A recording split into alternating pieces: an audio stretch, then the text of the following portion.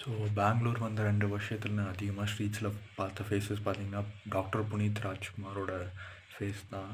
So அப்போது எனக்கு பெருசாக தெரில அவர் என்ன பண்ணியிருக்காரு சொசைட்டிக்கு. அதுக்கப்புறம் நிறைய தேடி பார்க்க ஆரம்பித்தேன். அப்புறம் தான் பார்த்தா டாக்டர் ராஜ்குமார் ட்ரஸ்ட்னு ஒரு ட்ரஸ்ட் இருக்குது. பார்த்தீங்கன்னா 26 ஆர்ஃபனேஜஸ் நடத்திட்டு வராங்க, 16 ஓல்டேஜ் ஹோம் நடத்திட்டு வராங்க. அப்புறம் கிட்டத்தட்ட என்ன சொல்கிறது, தௌசண்ட்ஸ் 2000s மேலே ஸ்டூடெண்ட்ஸ் வந்து படிக்க வச்சுருக்காங்க. இப்போ வரைக்கும் படிச்சுக்கிட்டு இருக்காங்க அவரோட எக்ஸ்பென்சஸில். அதுவும் இல்லாமல் சத்யதாமா சம்திங் அப்படின்னு ஒரு சோஷியல் வெல்ஃபேர் குரூப் இருக்குது. அவங்க வந்து 4000+ உமன்ஸ்க்கு லைஃப் ஸ்கில்ஸ்லாம் சொல்லி தந்து பார்த்துக்கிறாங்க. ஸோ இந்த மாதிரி நிறைய விஷயங்கள் இருக்குது. ஸோ அதனால தான் மக்கள் ரொம்ப கொண்டாடுறாங்கன்னு நினைக்கிறேன் அவரை. ஸோ அவர் ஸ்க்ரீனில் மட்டும் ஹீரோவாக இல்லை, நிஜத்துலேயும் ஹீரோவாக இருந்திருக்காரு. ஸோ அதனால தான் இன்னும் பல பெங்களூரில் பல ஸ்ட்ரீட்ஸில் அவர் காடாக கும்பிட்டுட்ருக்காங்க.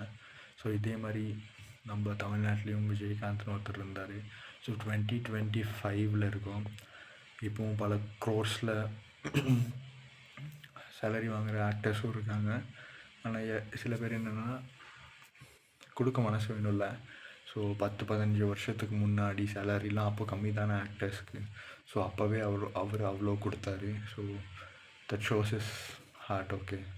ஸோ ஆனால் இப்போ வந்து பெருசாக யாரும் செலவு பண்ண மாட்டேங்கிறாங்க. அதுக்கும் நான் செலவு பண்ண சொல்லுது அவங்களோட வில்லிங்னஸ் தான். ஆனாலும் அப்படிப்பட்ட மக்களை நம்ம கொண்டாடி தவறிட்டோமோன்னு நினைக்கிறேன். என்னென்னா